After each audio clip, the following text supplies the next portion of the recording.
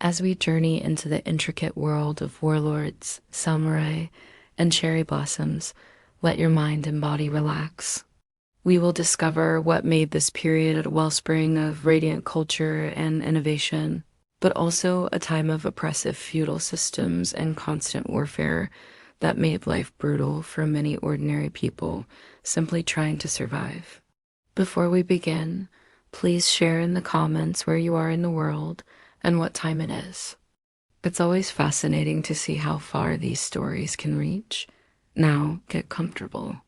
Let your eyes grow heavy as we travel to feudal Japan through historical accounts and personal stories. Let's begin. The story of the Tanaka family illustrates the precarious position of many merchants in feudal Japan.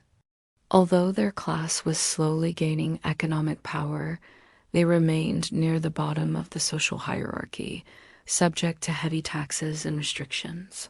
For the Tanakas, who ran a small kimono shop in Edo, life was a constant struggle for survival. They spent long days hunched over fine silk, carefully cutting and stitching elegant garments. The entire family toiled together, with even the youngest children helping to mix dyes and wind thread. While their products were worn by noble ladies, the Tanakas themselves survived on meager meals of millet and pickled radish. Every spare coin was reinvested in the business, but rising silk prices and heavy taxes from the shogun eroded their slim profits. The Tanakas lived in constant fear of falling behind on payments and losing their shop. Bribes to corrupt officials became an unavoidable business expense. To make matters worse, the family harbored a dangerous secret. They were secret Christians at a time when the foreign religion was strictly forbidden. If discovered, they faced torture and execution as enemies of the state. However, their faith was a source of comfort in their difficult lives, and they treasured their hidden rosaries and whispered prayers. It's difficult to grasp the level of oppression feudal Japanese society imposed on the lower classes. Not only was their existence defined by poverty and relentless labor, but a rigid code of conduct controlled almost every aspect of their behavior and appearance. Strict sumptuary laws detailed what each social rank could wear, eat, and own. Peasants and merchants were explicitly forbidden from wearing silk, bright colors, or elaborate hairstyles. The size and materials of their homes and furnishings were also regulated. These minor rules ensured that the elite could never be mistaken for commoners. But this conformity and control went beyond appearances. Frivolous entertainment like theater, music, and dancing was considered debased and immoral. Public displays of affection were seen as shameful. Proper etiquette had to be observed at all times, with numerous rituals for everything from serving tea to greeting superiors. A culture of restraint and puritanism permeated society, especially among the samurai. Overt displays of emotion were deeply improper for the warrior class, who were expected to face all of life's challenges with stoic endurance. A single slip in decorum could lead to a loss of reputation and honor. For women, the restrictions were even more stifling. Demure obedience and selfless service were the highest virtues of a proper lady. The ideal beauty was a pale, slender figure wrapped in a voluminous kimono, with every hair and fold perfectly in place. This was the suffocating world of Hana, a young geisha in training. To the men she entertained, she was the image of feminine subservience and graceful artistry. She could pour sake and offer witty conversation with a carefully crafted air of elegant mystery. But inside, Hana resented the strict code of conduct that dictated her every move. As a geisha, her appearance was tightly controlled, from the angle of her hairstyle to the shade of red on her lips. She once dared to wear a purple kimono, a color reserved for higher-ranking geisha, and was severely punished, confined to her room for days. Another time, Hana allowed herself to reciprocate the flirtatious gestures of a charming young client. When the tea-house mistress found out, Hana was brutally beaten as a reminder that geisha were never to be mistaken for common prostitutes. A geisha's appeal was in her untouchable beauty, not her availability. As the years passed, Hannah grew increasingly disillusioned with the artificial world of the flower and willow. She was essentially an indentured servant, her body and talents owned by the Okia that had paid for her training. There was no room for true love or free choice. She began to long for the independence of being an ordinary wife and mother, but knew her chances were slim. Instead, she numbed her private sorrows with stolen sips of sake when no one was watching, as even a drinking problem would be a shameful departure from her character. Of course, for commoners who broke the law, the consequences were far harsher than a few snide remarks. The feudal justice system was more focused on maintaining order and control than on impartial processes. Laws were strict, guilt was assumed, and punishments were brutal and swift. Minor offenses often resulted in harsh corporal punishment. Pickpockets and vandals faced public floggings, their skin flayed until they lost consciousness from the pain. Thieves and adulterers often had their noses or ears cut off as a permanent mark of shame. Serious crimes were met with horrific torture and execution. The methods were varied and prolonged, boiling, sawing, or bludgeoning with heavy rods. Crucifixion involved tying the condemned to a cross and repeatedly spearing them with razor-sharp bamboo. Perhaps most infamous was death by grilling, a method reserved for arsonists and murderers. The convict would be tied spread eagle as hot coals were piled on their body, slowly roasting them over several agonizing days. Their charred limbs might be hacked off one by one until merciful death arrived. Imagine the hungry young peasant who dared to steal fish from the market. After the briefest of trials, he received 30 lashes with a wooden paddle. The vicious beating left him delirious and half dead. As a repeat offender, his fate was likely sealed. Petty theft carried a sentence of beheading under the Tokugawa. Indeed, the threat of gruesome punishment loomed over all those without rank or connections. Judicial torture was routinely used to extract confessions, whether the accused was guilty or not. Tokugawa law explicitly stated it was better to convict an innocent man than let a guilty one go free. With virtually no rights or due process, commoners were helpless if charged with a crime at the whim of daimyos and magistrates. False accusations were often made to remove political rivals or seize property and assets. Justice was completely arbitrary for those without power. And so the threat of the law was just one more burden on the backs of the people. Their lives were defined by endless toil and deprivation, with only the slightest hope of rising above their assigned station. For the peasants, who made up the vast majority, poverty ground them into the literal dirt. Punishing taxes and rice levies left little to fill their bellies.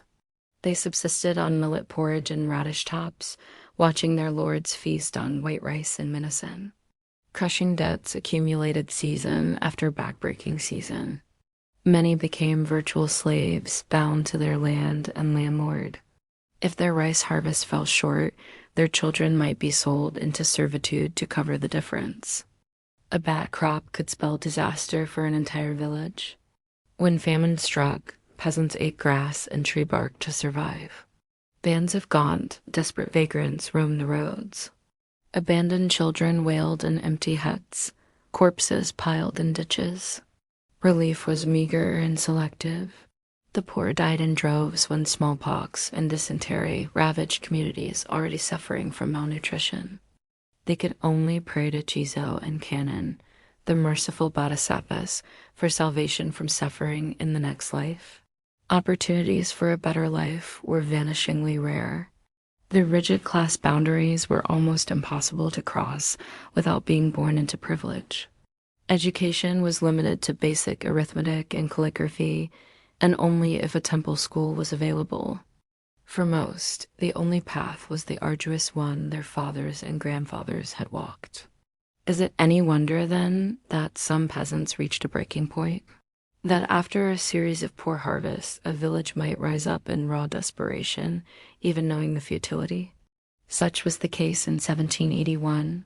When starving farmers in the Tohoku region attacked tax collectors and stormed their daimyo's castle, demanding relief from rice levies. Hundreds more joined them, seizing weapons and setting fire to government storehouses. But like every peasant rebellion, this one was doomed. The uprising dissolved in the face of trained samurai. The farmers fled to the mountains. The daimyo ordered all the village men beheaded as a warning. Their wives and daughters were sold into prostitution. And so the peasants submitted again, their backs bent under the knowledge that they could rage against their fate but never escape it. They prayed for the distant promise of a world turned upside down, when the virtuous poor would become lords in the Buddha's paradise.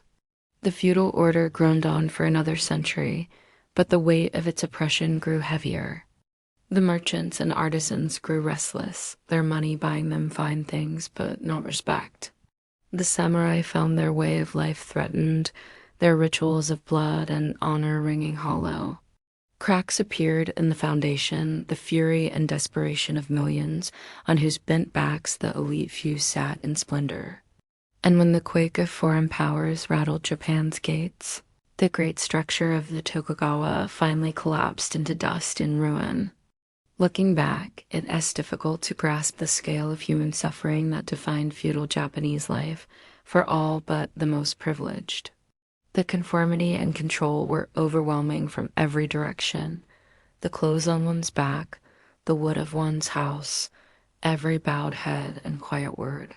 The constant threat of war, famine, and punishment. The rigid hierarchy that labeled you noble or base by the accident of your birth, a fate not to be questioned. Modern times have brought their own horrors and injustices, but reflecting on the past offers some comfort in knowing that great change is possible, that even the most deeply rooted systems of oppression can crumble, that we can dare to imagine a society of justice and dignity for everyone. The feudal peasant toiling to the end of his days in a world of swords and hunger would hardly believe it. So, if you enjoyed this journey through the darker parts of history, please consider liking and subscribing for more. There are countless shadowed chapters still to explore the blood-soaked ground on which our present is built.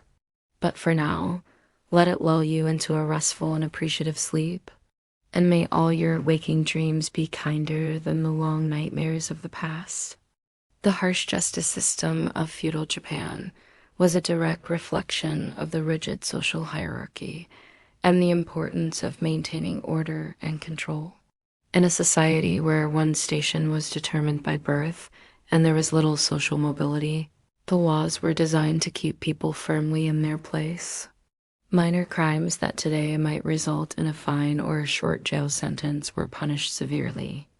Petty theft, gambling, and disorderly conduct often led to public floggings, leaving the accused bruised and bloody as a warning to others. More serious offenses, such as repeated larceny or forgery, could result in the loss of a hand or even beheading. Trials were quick and mostly a formality, with little assumption of innocence. Suspects were often tortured to force a confession based on the belief that an innocent person would never admit to a crime they didn't commit, even under duress. Samurai had the privilege of being tried by their peers in a warrior court, but commoners had no such rights. Punishments were carried out publicly to maximize their effect as a deterrent. Crucifixion was the cruelest fate, reserved for treason and other serious crimes against the state. The condemned would be tied to a wooden cross and pierced with spears, left to die a slow, agonizing death. Their bodies would be left on display for days as a grim reminder of the price of defiance. One small act of mercy was the practice of death by proxy, where a family member could request to be executed in place of their loved one. This spared the condemned from suffering and allowed them a more honorable end, but it was a tragic choice that only the most loyal would make. Consider the story of Hikaru, a young artisan's apprentice in the city of Osaka. His master was a skilled but ill-tempered swordsmith prone to heavy drinking and fits of rage. One evening, when his master was harshly scolding him for a minor mistake, Hikaru snapped and hit him with a tool, fracturing his skull. Hikaru was quickly arrested and thrown into a damp prison cell to await trial. He was denied food and water, kept in darkness, and interrogated relentlessly. Exhausted and disoriented, he eventually confessed to the attack under the threat of torture. At his trial, Hikaru's guilt was assumed from the start. His tearful pleas that it was an accident and his appeals to his master's good character were ignored. With the swordsmith close to death, the judge wasted no time in delivering a verdict. Hikaru would face crucifixion for his crime.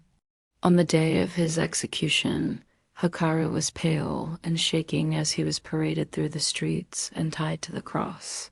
As the executioners prepared to pierce him with spears, Hikaru's elderly father stepped forward and knelt before the magistrate. With his face pressed to the ground, he begged to take his only son's place on the cross, insisting that his own life was nearly over while Hikaru's was just beginning. With great sorrow, the magistrate agreed to the substitution, recognizing the father's noble sacrifice. Hikaru wept as he watched his father, the man who had always protected him, be put to a torturous death in his place. The guilt was more painful than the spears would have been. He went on to live alive as a master swordsmith himself, but he was forever haunted by the cost of that second chance.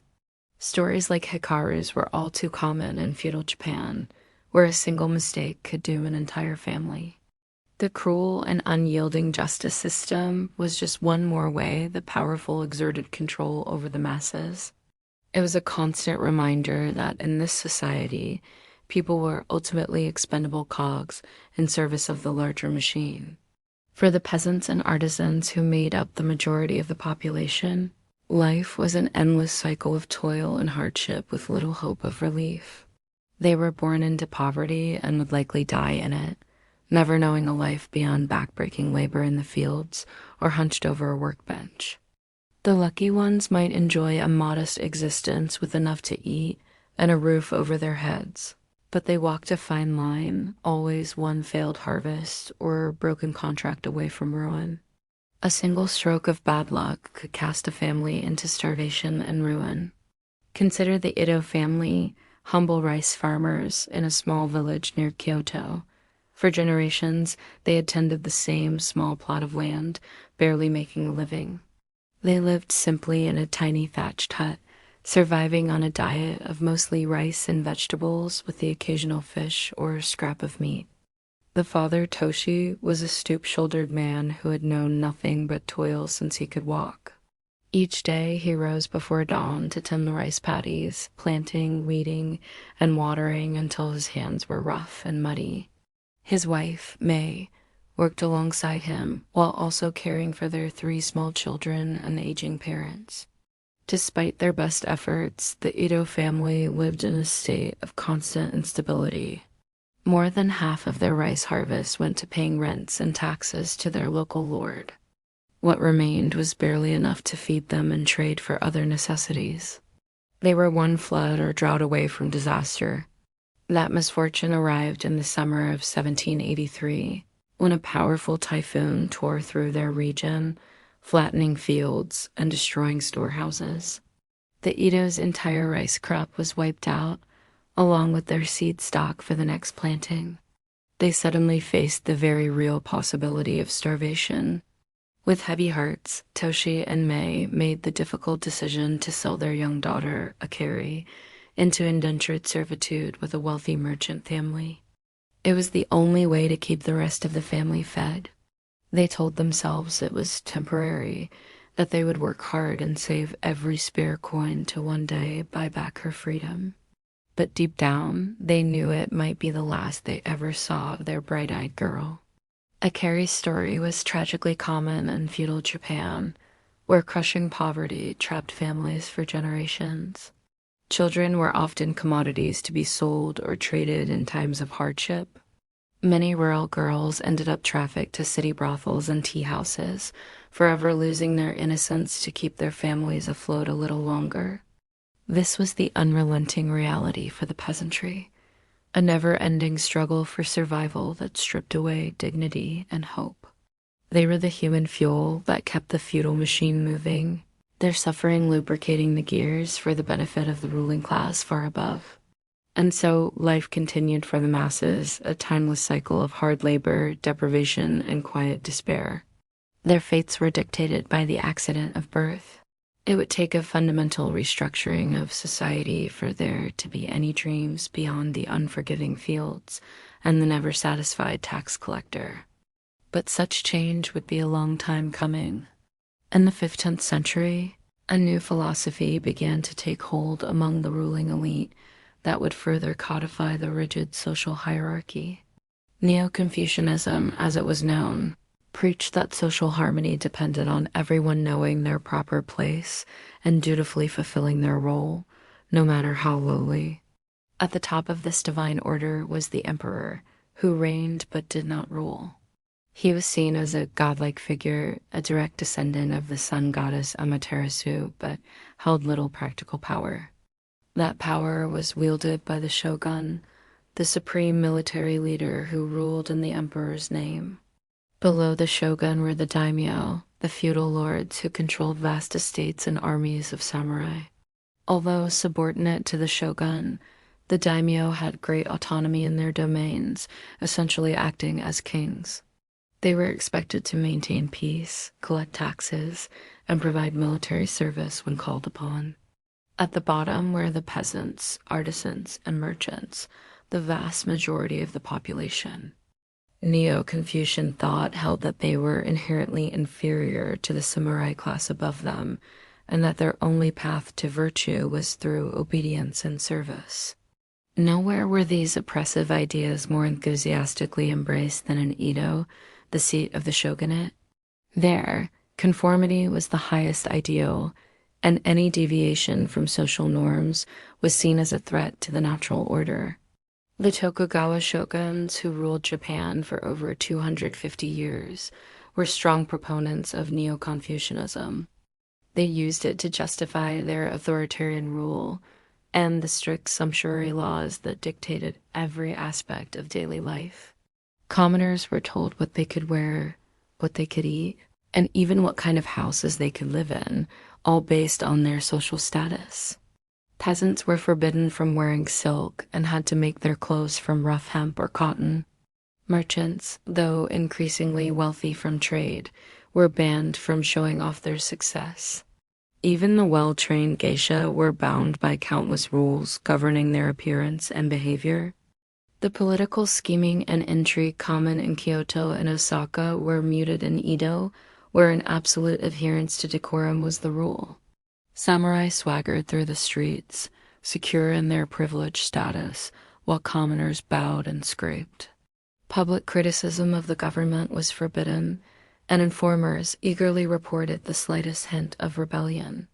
In this stifling atmosphere where etiquette and ritual came before all else, we find Haru, a young woman born into the merchant class.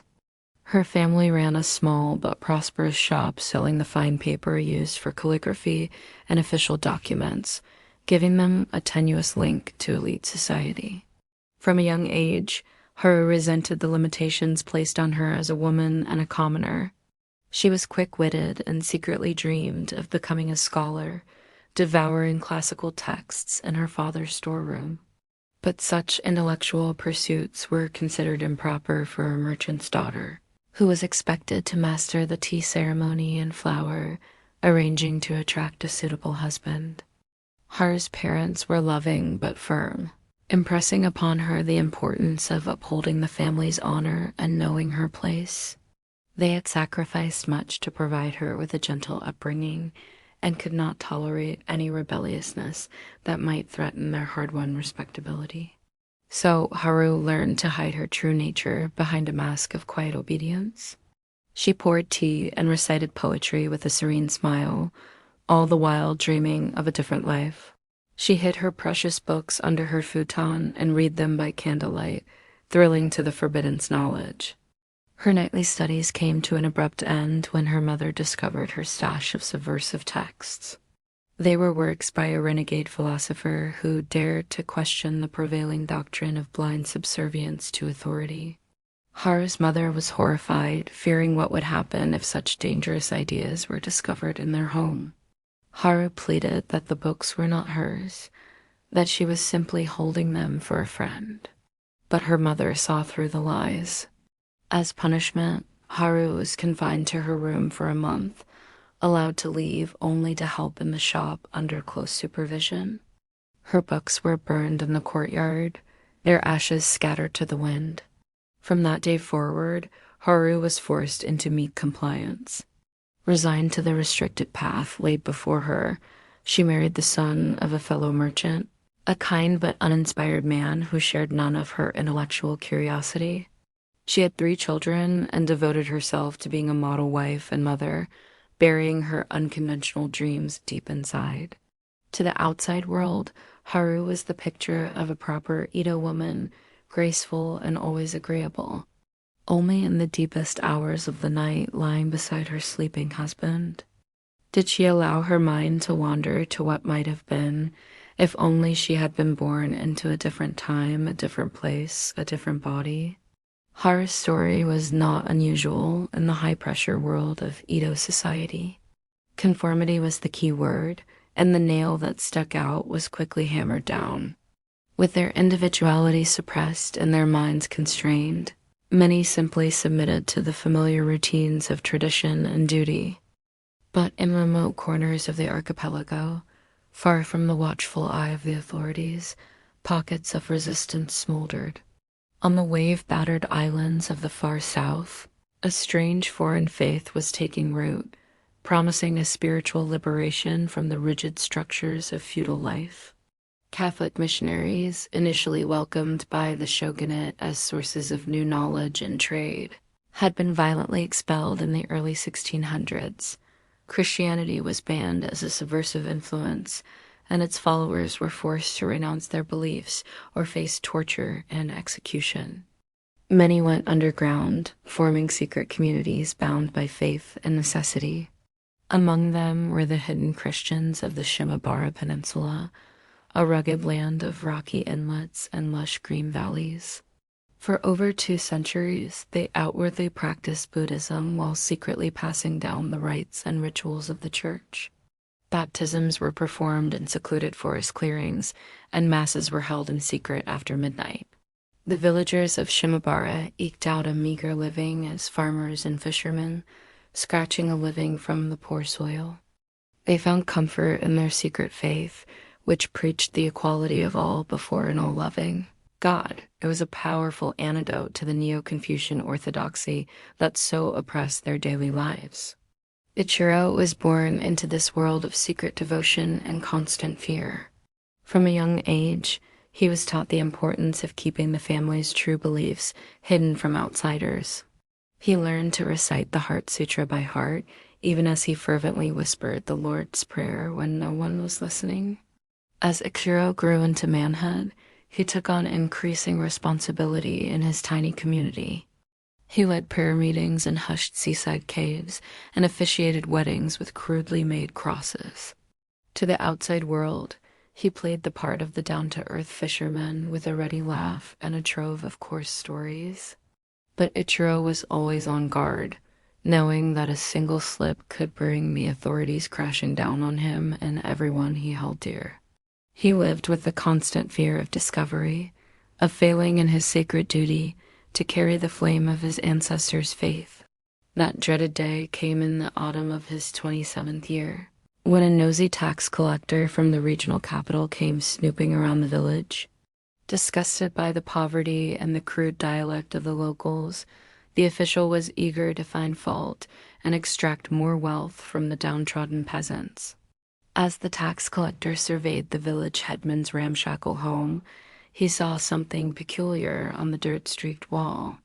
It was a rough outline of a cross etched in charcoal, half hidden behind tattered scrolls of Buddhist mantras. With a shout of triumph, the official seized on this damning evidence of the forbiddance faith. When the headman fell to his knees, desperately babbling denials, the cruel bureaucrat only sneered, certain he had found a nest of dangerous heretics. Ichiro watched in dread from the shadows as the tax collector summoned a squad of armed samurai to round up the terrified villagers. He knew he should run, flee into the mountains, and live to fight another day. But he could not abandon his flock to face the coming storm alone. With a heavy heart, Ichiro stepped forward into the torchlight. In a calm, clear voice, he declared himself a follower of Christ and a leader of the hidden church. He commanded the trembling headman to remain silent, to protect the others with his compliance. Over the shouts of the samurai, Ichiro began to sing a hymn of joyful surrender. As the warriors attacked him with their clubs, Ichiro rejoiced in the knowledge that his sacrifice would buy precious time for his fellow believers to scatter and regroup. He would gladly bear the coming torments, content in the promise of a glorious reward in the world to come. Ichiro's story was a testament to the quiet, stubborn resistance that persisted in the forgotten corners of feudal Japan. For all the shogunate's ruthless suppression, it could not completely extinguish the spark of a spirit that longed for something more than the stifling confines of the feudal order, but such defiance came at a terrible cost. The hidden Christians of Shimabara were brutally hunted down and executed en masse, their villages burned, and their names blackened in official histories. It would be many generations before their descendants could practice their faith openly, free from the suffocating hand of persecution. Looking at the full picture of feudal Japan, one can only marvel at the resilience of those who endured such unrelenting hardship and injustice. From the callous peasants toiling in the muddy rice fields to the hunched artisans laboring in the smoky cities, life was a continuous struggle of backbreaking labor and deprivation. The ruling samurai class, for all their lofty claims of honor and busaido, were little more than glorified thugs, ruling their military might over the cowering masses. Obsessed with rank and protocol, they were quick to take offense and mete out harsh discipline for the slightest violation of their codes. Women, already considered subservient property, faced particularly grim prospects. Denied education and agency, they were valued only for their usefulness as obedient wives and child-bearers. The brave few who dared to rebel against their assigned roles faced crushing ostracism and violence. This was the fate of the common people of feudal Japan, to be born into a suffocating obligation to live in constant want. As we've seen, life for the vast majority during the long centuries of feudal Japan was defined by endless toil, deprivation, and a rigid social order that kept people firmly in their place from the moment of birth until death finally released them from their suffering. One of the most striking examples of this deep-seated inequality and oppression was the plight of the Borokumen, Japan's untouchable underclass. These were people born into hereditary occupations considered unclean by Buddhist and Shinto tradition, mostly work involving death or the handling of animal flesh, such as undertaking, butchery, tanning hides, and leatherwork. Imagine being born into this despised class with no choice of your own. Your family is trapped for generations in a cycle of discrimination and squalor. You are forced to live in a segregated hamlet on the outskirts of town, a crowded slum of ramshackle huts, lacking even the most basic comforts. You are forbidden from marrying outside your class, so your spouse must come from the same miserable background, ensuring your children are born into the same fate. Crushing poverty is all but guaranteed when the only occupations open to you are dirty, dangerous, and low-paying. You labor at grim, foul-smelling work from sunrise to sunset, and collapse exhausted each night in your bare hovel. When you venture into town, you must wear distinguishing clothing, a straw hat, or a dirty, ragged kimono that marks you as an untouchable. In the streets, people recoil from you or shout insults. Shopkeepers charge you inflated prices or refuse to serve your kind at all. Dehumanizing discrimination follows you everywhere. Your children also face constant ostracism and bullying. Other families forbid their children from associating with yours. No matter how bright and capable they may be, your offspring are barred from all but the lowest occupations. They are turned away from schools, apprenticeships, and temples, condemned to the same wretched existence you have known since birth. This was the excruciating reality Saburo Yoshio was born into in a Burakumin ghetto on the edge of Kyoto in the late 1700s. As a young boy, Saburo resented the demeaning restrictions and tried to venture into the wider city. But when the other children noticed his identifying straw sandals and dirty rags, they taunted him mercilessly, pelting him with pebbles until he fled back to the muddy alleys of the outcast slum. Saburo's father, like his father before him, made a meager living as a leather worker. He took cowhides from local slaughterhouses and tanned them for months in great, stinking vats of corrosive vegetable tannins before working the rough leather into sandals, saddles, and scabbards. It was filthy, toxic work, but the only trade open to an untouchable man. From the age of 7, Saburo was put to work in his father's smelly tanning yard. The acrid stench of cow urine and corrosive lime permanently saturated his skin and hair. His hands were covered in festering sores from the hides soaked in their toxic baths. At the end of a long day, knee-deep in the tanning pits, he would come home smelling awful, his lungs seared by the fumes. As Saburo became a man, he dreamed of marrying a beautiful girl from town and escaping his miserable life.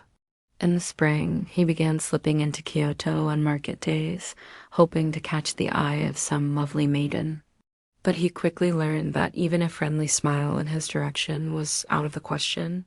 The city girls turned up their noses at his smell and scurried away in disgust, sometimes spitting in his direction to ward off his pollution.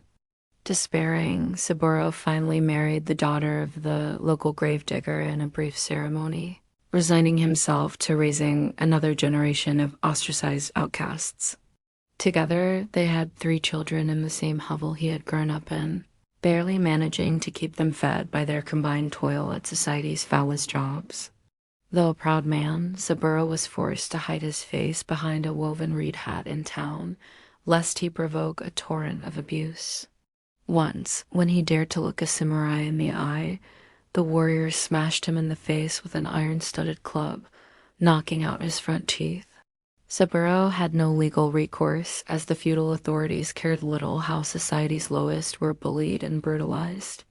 In this way, Saburo and his family lived out their days in squalid disgrace, toiling at repulsive work from dawn to dusk, forever shunned by their fellow humans. They were trapped at the very bottom of the social order, their choices and opportunities extinguished from birth. 4.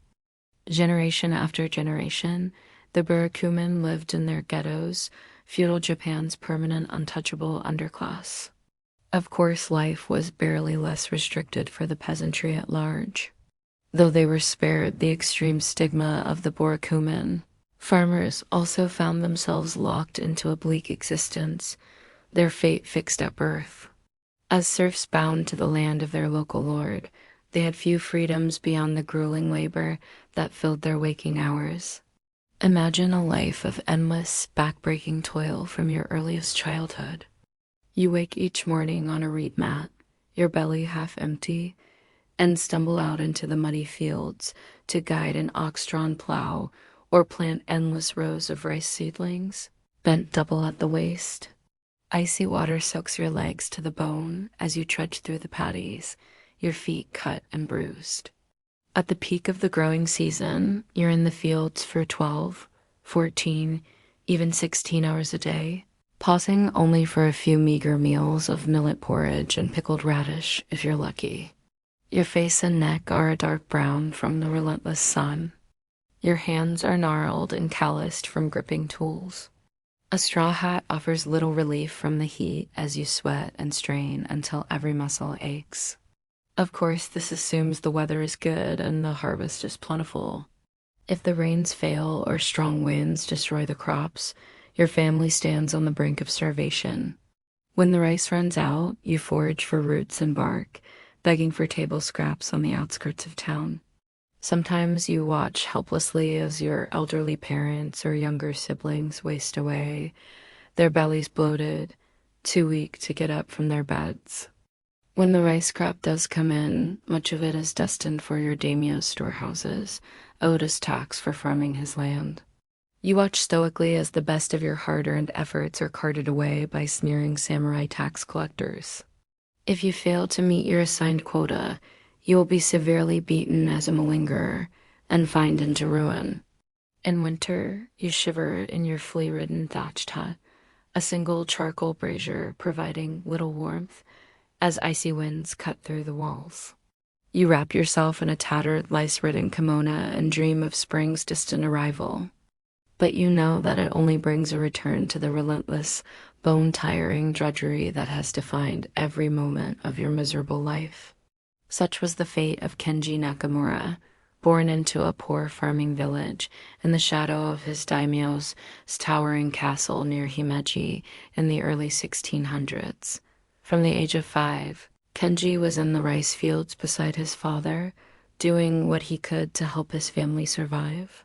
His childhood was an endless blur of blistered hands, aching muscles, and gnawing hunger.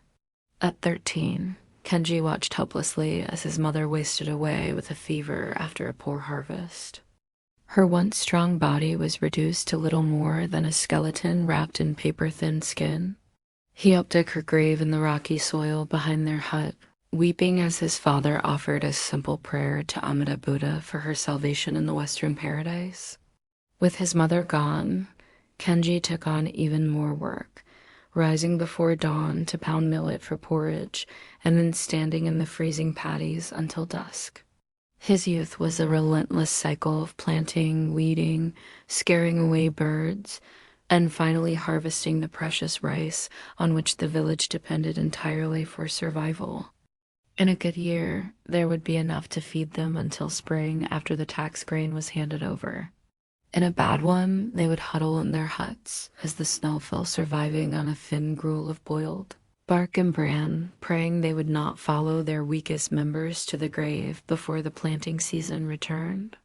As a young man, Kenji did as was expected of him and married a simple farmer's daughter from the next village, bringing her into his family's hut to bear the next generation of downtrodden farmers bound to their lord's land. She labored stoically beside him in the fields and rice paddies, even when pregnant, pausing only to squat in the mud and give birth to the next infant. Over the years, Kenji watched 4 of his children die from the common diseases of the peasantry. 2 were carried off by dysentery, 1 by smallpox, and another by a wasting cough that left him shaking and drenched in sweat as he gasped out his final rattling breaths.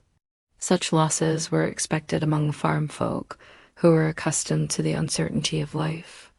Kenji considered himself lucky that 2 of his sons and a daughter survived to adulthood, knowing they would take their place beside him in the never-ending labor of their assigned plot. They would marry, have children of their own, and one day dig a spot in the earth for his tired bones.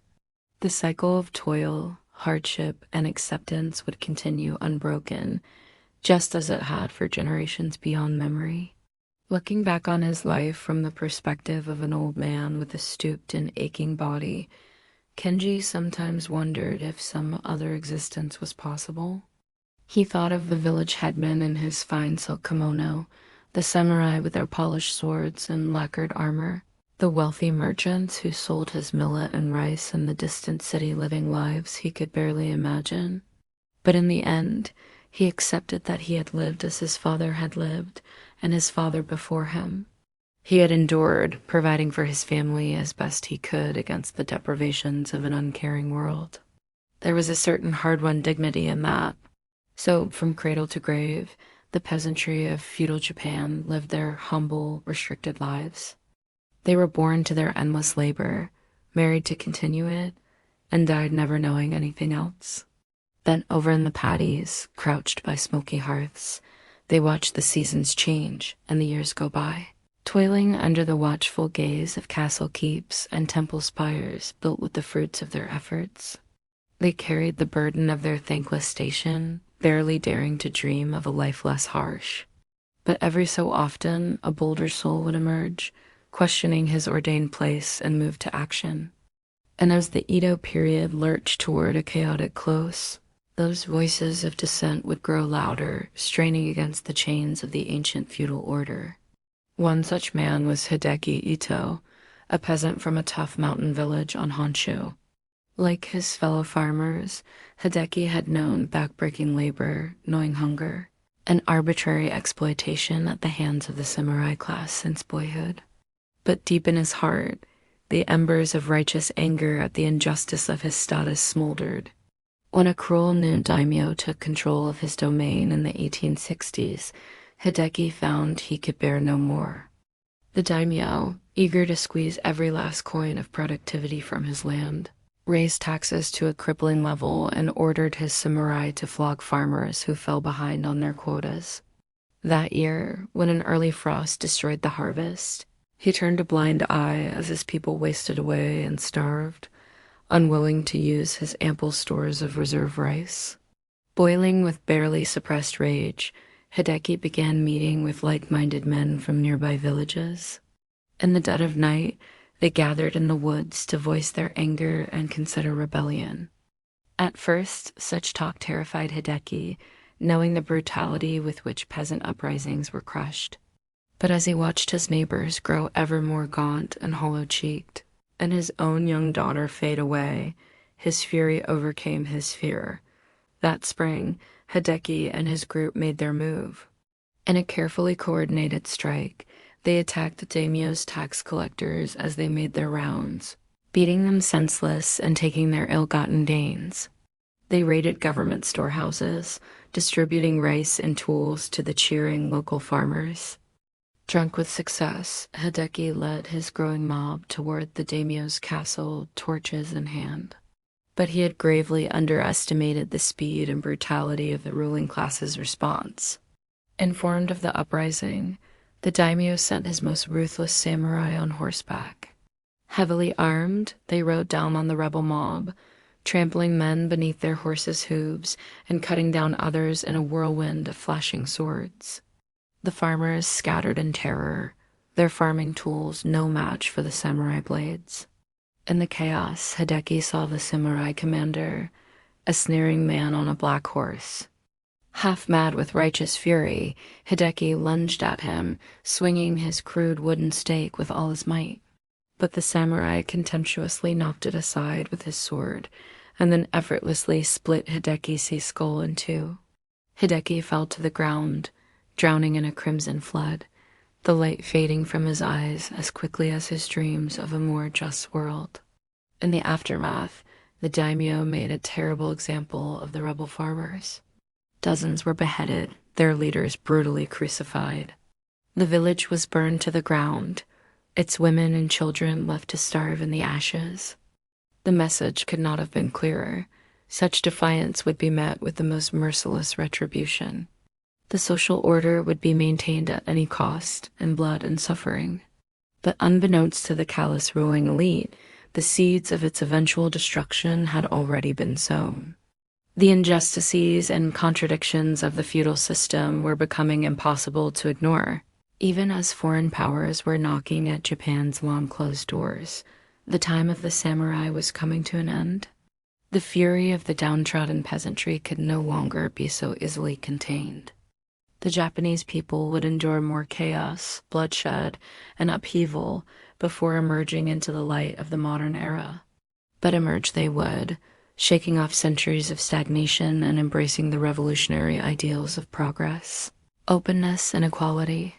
In a few short decades, the shoguns, daimyos, and samurai would fade into legend, swept away by the tide of history.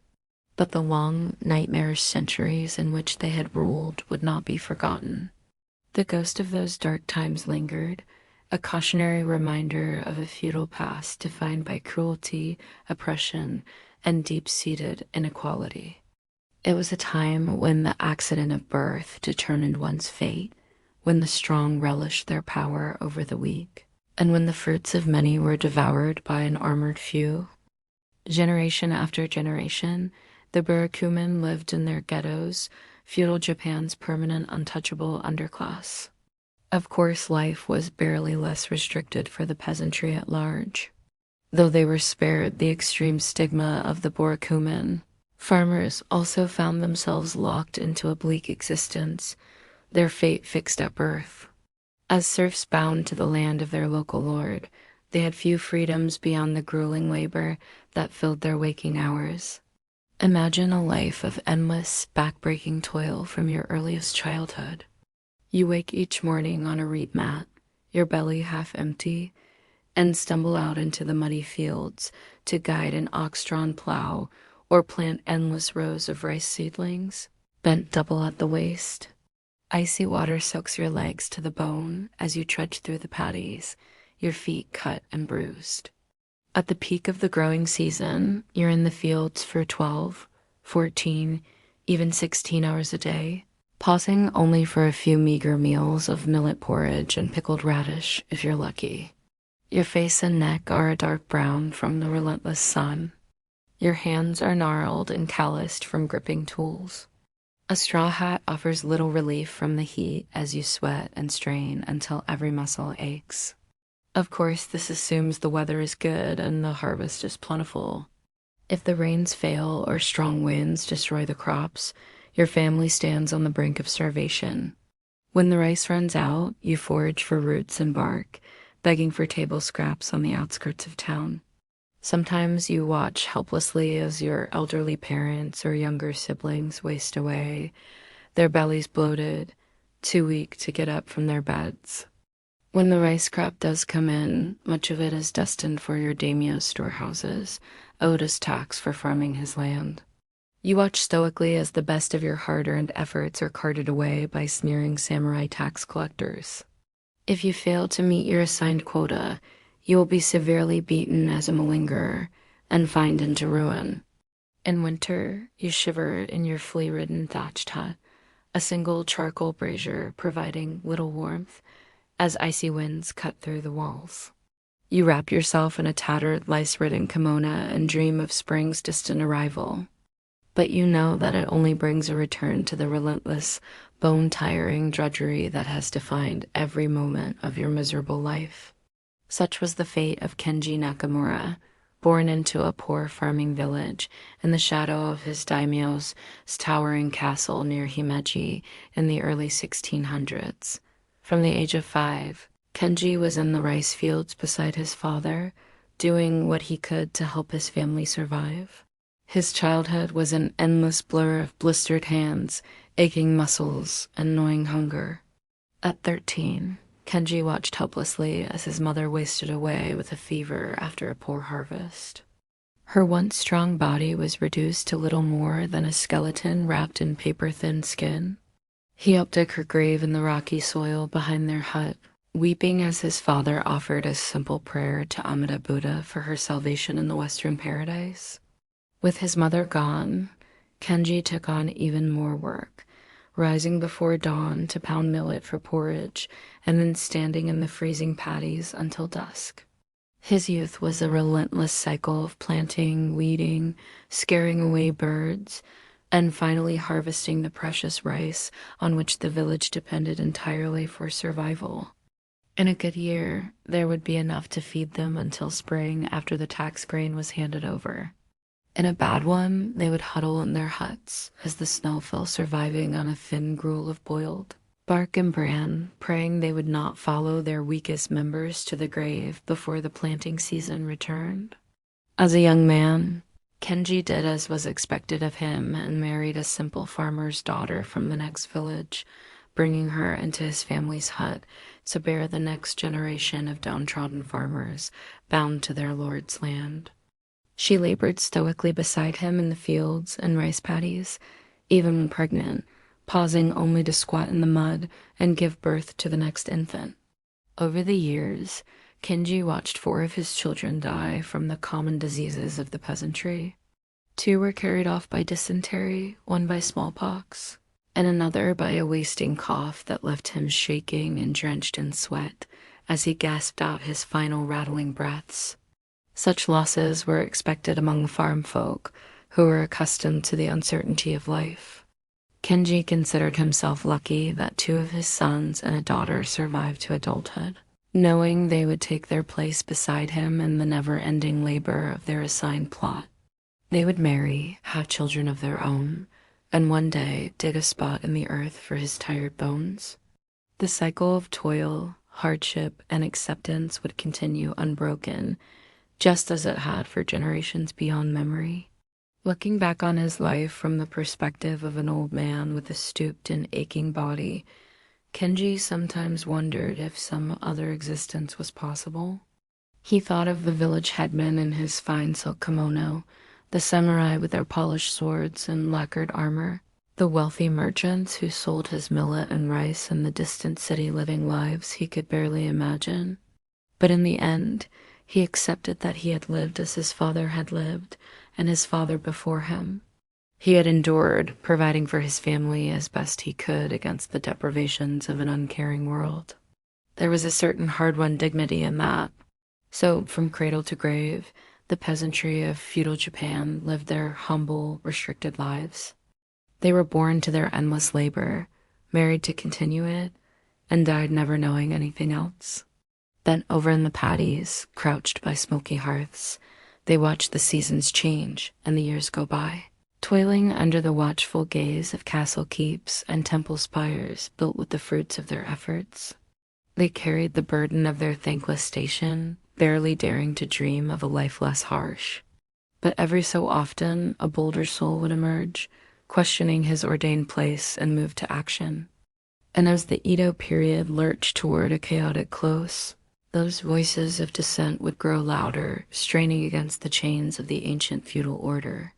One such man was Hideki Ito, a peasant from a tough mountain village on Honshu. Like his fellow farmers, Hideki had known backbreaking labor, gnawing hunger, and arbitrary exploitation at the hands of the samurai class since boyhood.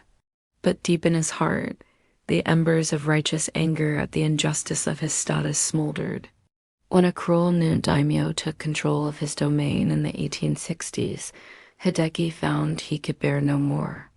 The daimyo, eager to squeeze every last coin of productivity from his land, raised taxes to a crippling level and ordered his samurai to flog farmers who fell behind on their quotas. That year, when an early frost destroyed the harvest, he turned a blind eye as his people wasted away and starved, unwilling to use his ample stores of reserve rice. Boiling with barely suppressed rage, Hideki began meeting with like-minded men from nearby villages. In the dead of night, they gathered in the woods to voice their anger and consider rebellion. At first, such talk terrified Hideki, knowing the brutality with which peasant uprisings were crushed. But as he watched his neighbors grow ever more gaunt and hollow-cheeked, and his own young daughter fade away, his fury overcame his fear. That spring, Hideki and his group made their move.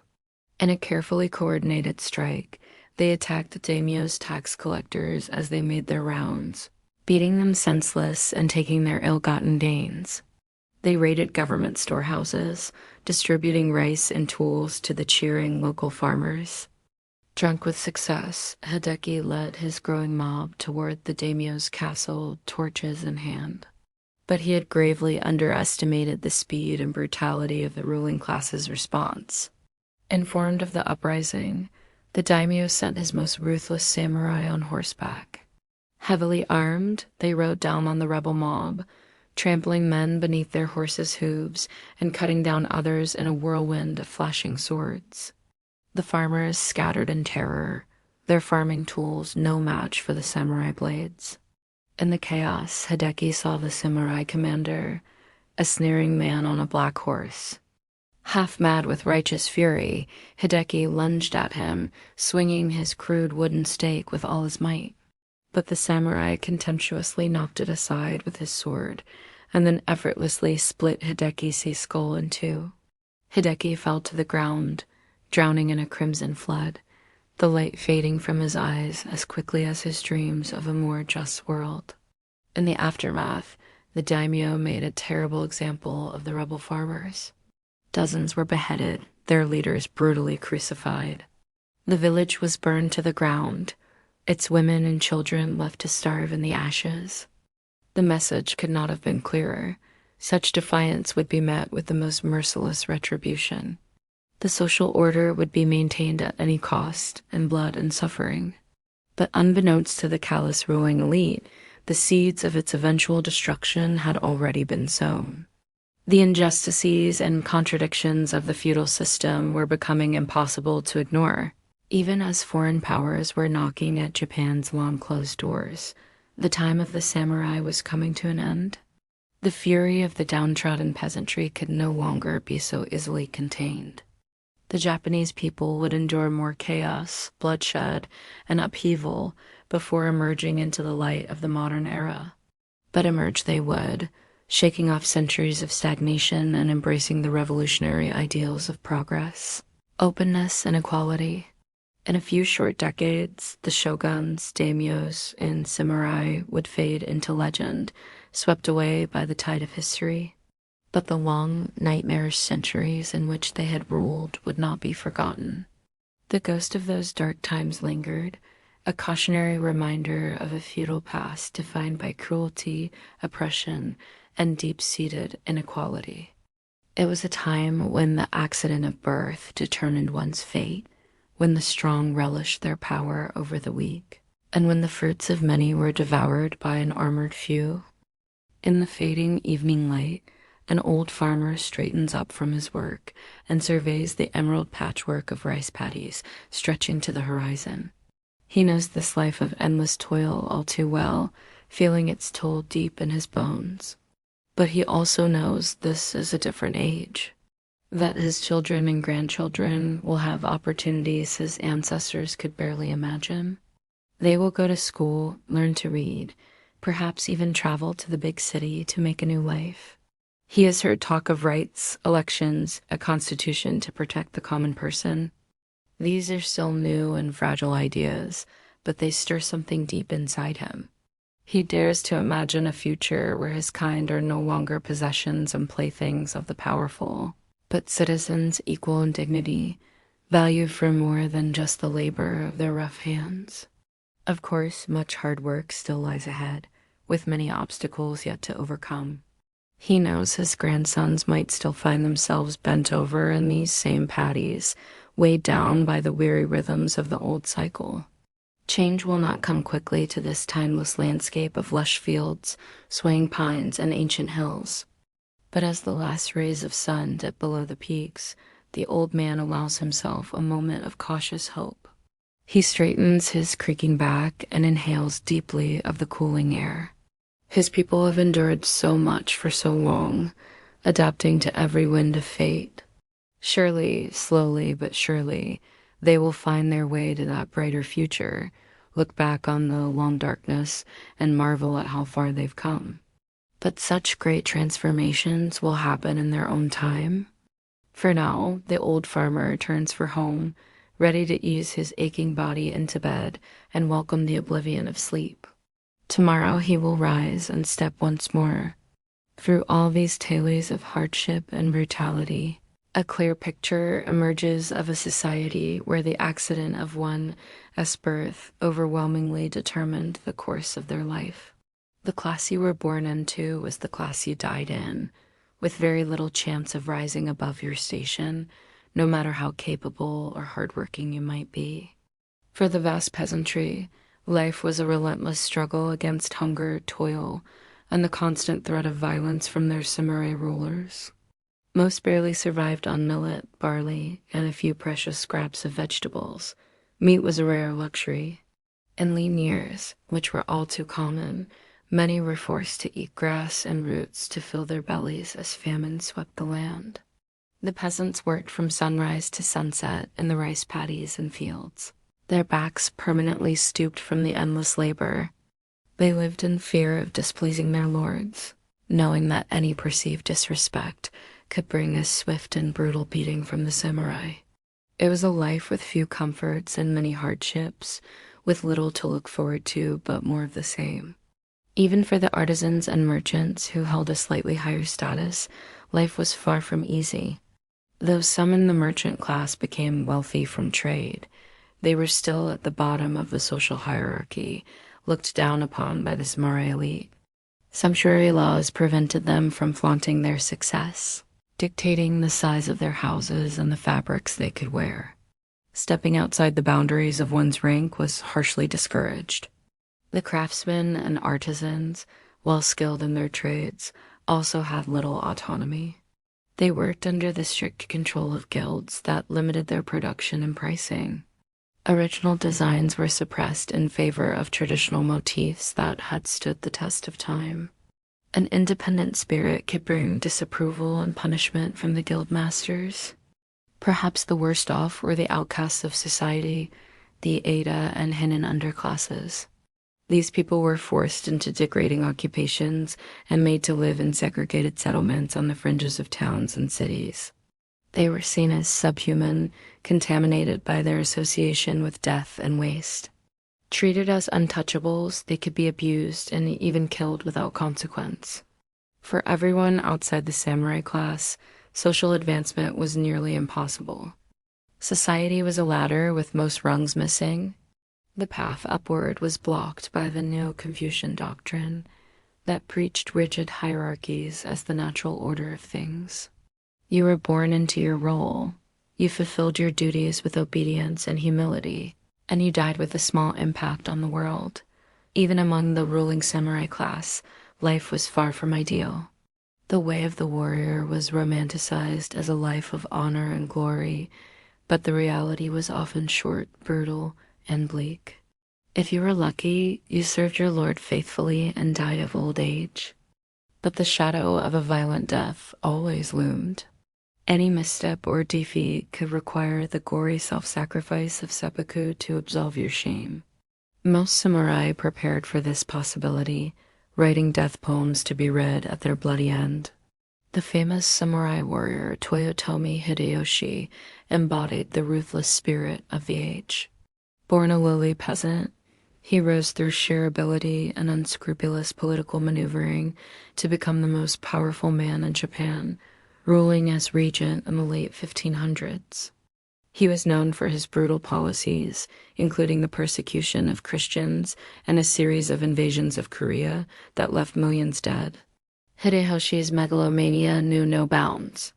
In one infamous episode, he ordered the ears of 30,000 slain Korean soldiers to be sent back to Japan, pickled in brine and entombed in a gruesome mound as a war trophy. The great hero of unification had a vast, cruel streak that reflected the harsh realities of the time. For all classes and social groups in feudal Japanese society, life was often harsh, brutish, and short. War, famine, poverty, and oppression were inescapable facts of life. For most, the code of the Shido and the refinements of art and culture coexisted uncomfortably with a system that imposed a stark brutality on the population.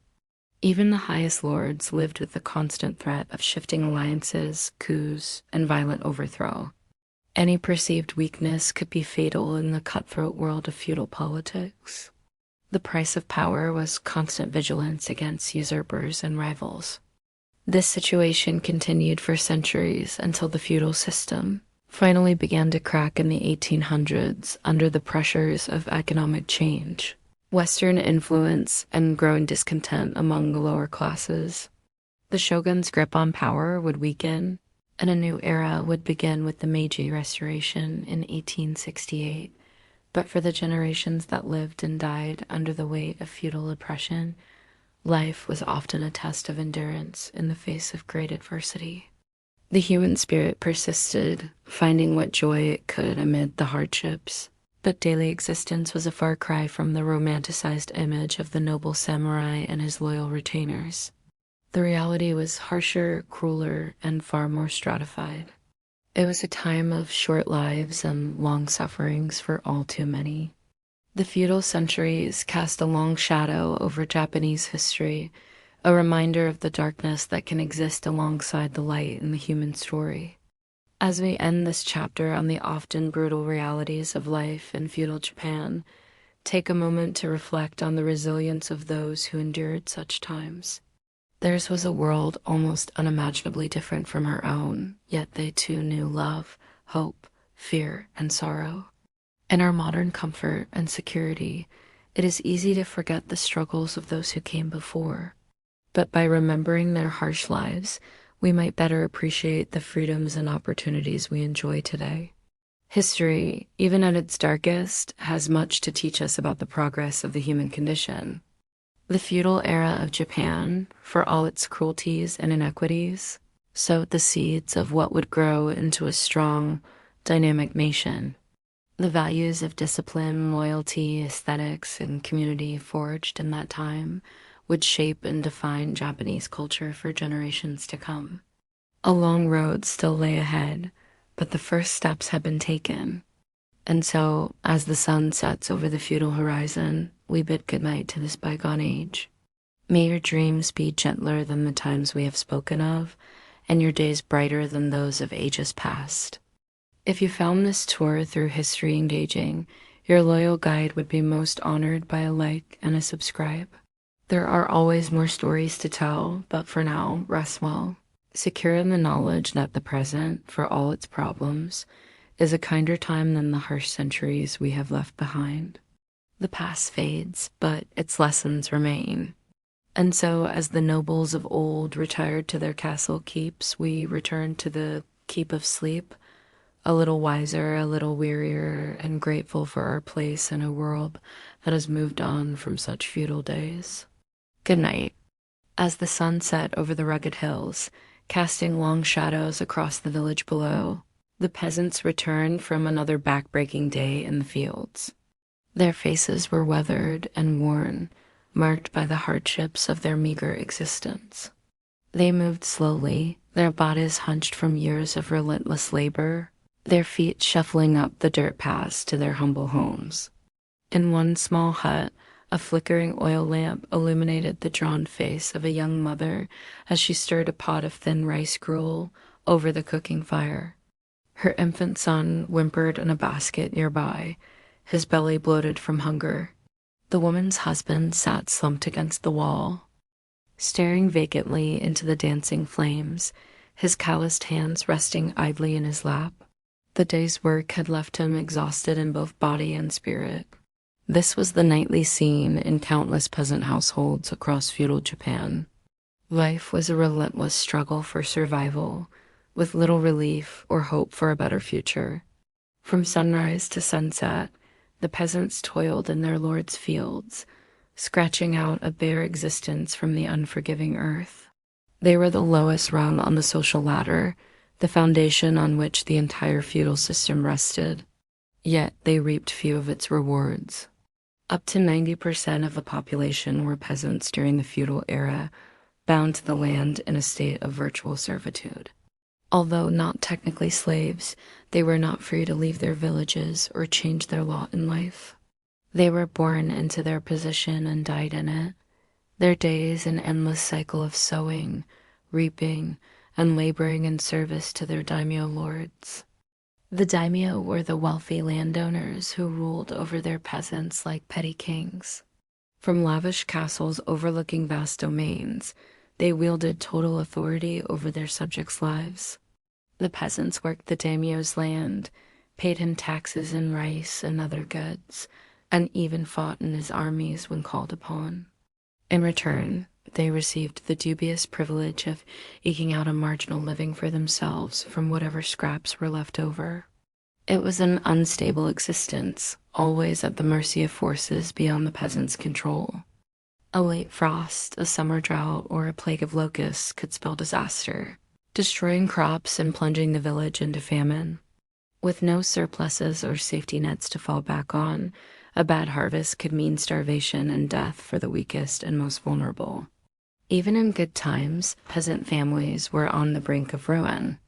Most barely grew enough food to feed themselves, let alone pay the daimyo's taxes and still have something left to sell or trade. They survived on a monotonous diet of rice, vegetables, and the occasional piece of fish if they were lucky enough to live near the coast. Meat was a rare luxury, as were the colorful silk kimonos worn by their samurai overlords. Rough homespun cotton was the fabric of the peasant class. Their homes were equally humble, Small, dark huts of wood and mud with thatched roofs, often housing both humans and animals. A typical peasant family lived, ate, and slept together in a single smoky room, with only a few worn futons on the dirt floor for furniture. Privacy was non-existent, and sanitation was extremely basic. It was a breeding ground for disease, especially in crowded villages where sewage flowed in open ditches. Fire was a constant danger in these cramped, ramshackle settlements. With homes built of flimsy wood, paper, and straw, a single spark or tipped-over candle could quickly engulf an entire village in flames. The great city of Edo, which would later become Tokyo, burned to the ground multiple times over the centuries, leaving tens of thousands homeless. If they were fortunate enough to escape calamities of weather, pestilence, and fire, the peasants still had to deal with the abuses of their social betters. Samurai were known for their casual cruelty to those below them, seeing the peasantry as little more than human livestock to be used and abused at will. Stories were common of villagers being forced to kneel in the mud for hours or days as punishment for minor violations, of farmers being beaten senseless for perceived disrespect, and of women being violated by bored samurai without any consequences. The constant threat of violence was a fact of life for the peasantry, as rivalries between daimyo frequently led to open warfare across the countryside. When armies clashed, it was the villagers who suffered the most. Their homes and fields became a battleground for armored samurai on horseback. Crops were trampled, livestock slaughtered, and entire villages were set on fire as the warring factions laid waste to each other's territories. Thievery and banditry were widespread during these periods of unrest, as desperate peasants turned to raiding and plundering to survive. Bands of ronin, masterless samurai displaced by the chaos, roamed the land, extorting food and valuables from the intimidated population. Even in times of relative peace, highwaymen hid in the mountain passes and forests, preying on travelers and merchant caravans. With the samurai busy fighting each other, there was often little protection for the common folk. Despite all the miseries and injustices they endured, the peasants had virtually no recourse or path to a better life. The feudal hierarchy was rigid and unforgiving, with each person's role and rank set from birth. A peasant could not aspire to become a samurai, regardless of his talents or ambitions. Even wealth offered no escape, as the rich merchant class, despite their money, still ranked beneath the poorest samurai in the social order. This inflexible caste system led to a deep sense of fatalism and resignation among the peasantry. They knew that their fate was to endure, to bear their hardships with stoic acceptance, and to find what small comforts they could in family, community, and faith. Buddhism, with its emphasis on the impermanence of worldly things and the release from suffering through enlightenment, was particularly appealing to the downtrodden masses, but not all accepted their fate quietly. Pushed beyond their limits, peasants sometimes rose up in desperate, doomed rebellions against their overlords. These uprisings were usually local, sparked by some particularly outrageous abuse or hardship, and were quickly crushed by the superior weapons and organization of the samurai. In the centuries that followed, Japan would gradually transition from feudalism to a more modern, centralized state. But change came slowly and unevenly, with the rural peasantry often being the last to see real improvements in their condition. Even as cities like Edo and Osaka grew and prospered, life in the villages remained bogged down in poverty and toil for generations. It wasn't until the Meiji Restoration of 1868, which ended the shogunate and restored the emperor to power, that the feudal system was finally abolished and the way was paved for a new, more egalitarian social order. Land reforms, industrialization, and the growth of public education would slowly lift the peasantry out of extreme poverty, though rural poverty remained widespread well into the 20th century. Looking back from the present day, It can be hard to grasp the sheer scale of human suffering that took place during Japan's long feudal era. For hundreds of years, the great mass of the population endured a bleak existence of grinding poverty, ceaseless drudgery, and the constant threat of famine, disease, and violence. It was a time when a person's life was dictated from birth, their fate fixed by the accident of their social class. Yet it was also an era that gave rise to cultural traditions that would define Japanese identity for generations. The samurai code of Bushido, the way of tea, and the austerities of Zen. It was an age of strife and cruelty, but also of great art, poetry, and spiritual longing. Perhaps more than anything, it was a time of endurance when the Japanese people, through sheer tenacity and resilience, weathered the long centuries of hardship to forge the foundations of the modern nation we know today. As we reflect on this history from the comfort and security of our own time, it is a humbling reminder of the progress we have made and the struggles of those who came before us. It is a testament to the indomitable spirit of the human race, which has somehow managed to endure and even thrive through the darkest of times. And it is a challenge to us to use our own good fortune to build a world of greater justice, compassion, and opportunity for all. And with that quiet reflection, we come to the end of our journey through the brutal realities of life in feudal Japan. I hope this exploration of history has brought you a deeper understanding of the past, even as it has gently lulled you into the embrace of sleep. If you enjoyed drifting off to the sound of these tales, be sure to like this video and subscribe to the channel for more soothing bedtime stories steeped in the fascinating history of human civilization. Thank you for joining me on this journey through the centuries, and may your dreams be filled with the wonders of ages past. Good night. Life under the strictly regimented feudal system was a constant struggle for survival, especially for the lower classes who made up the vast majority. Not only were they perpetually on the brink of starvation, but they faced a justice system that was swift and harsh in its punishments. Even minor crimes could lead to severe penalties. Consider the story of a poor farmer we'll call Harukichi. In 1720, a series of poor harvests had left him and his family desperate and hungry. One morning, he was caught stealing a bag of rice from his daimyo's storehouse.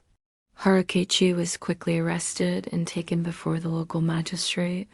There was no real trial, just a quick declaration of his obvious guilt. The sentence was read. For the crime of stealing from his lord, Harukichi would be crucified. Crucifixion was a common form of execution in feudal Japan, often used for serious crimes against the state or one's superiors. The condemned would be tied or nailed to a cross and left to die a slow, agonizing death from exposure and asphyxiation, serving as a grim public warning to others. Harukichi spent his final hours tied to a rough wooden cross on the outskirts of his village. As he hung there, slowly dying, he served as a powerful reminder of the extreme price for violating the social order. No matter how desperate his circumstances, his wife and children were now destitute, likely forced to sell themselves into servitude to avoid the same fate. This was the unrelenting harshness of feudal justice, swift, brutal, and merciless, designed to keep the masses obedient through terror. There was no consideration for circumstances or mercy for the unfortunate. The system existed to preserve the rigid hierarchy, not to serve true justice. Even for those not facing the executioner's blade or the crucifixion stake, the constant threat of extreme punishment kept people trapped in their oppressive roles. A samurai who failed in his duties, a peasant who fell behind on his taxes, a woman who displeased her husband, all could face physical punishment, imprisonment, exile, or worse under feudal laws. The result was a society of stifling conformity, where stepping out of line, even slightly, could mean one's doom. This atmosphere of harshness and fear even permeated the arts of the time. The great haiku poet Matsu Basho, who lived from 1644 to 1694, often reflected on the themes of life's transience and the ever-present specter of death in feudal Japan. One of his most famous works says, "Summer grasses, all that remains of warriors' dreams." In just a few simple words, Basho captures the melancholy truth of his era, that even the mightiest samurai were ultimately as fleeting as summer grass, their glories brief and forgotten in death. The poem is a poignant reminder of the relentless brutality of the age, where death was always close and life was all too often nasty, painful, and short. As the Tokugawa period went on, the rigidity and oppression of the feudal system began to show strain. The ruling shogunate increasingly struggled to maintain centralized control over the fracturing domains. Samurai found it harder to justify their privileged status in an era of long peace. Merchants resented the restrictions placed on them, even as their wealth and influence grew. Peasants, pushed beyond their limits by famines and excessive taxation, launched several major rebellions. The old order was slowly crumbling, but it would take a major shock from the outside world to finally topple it.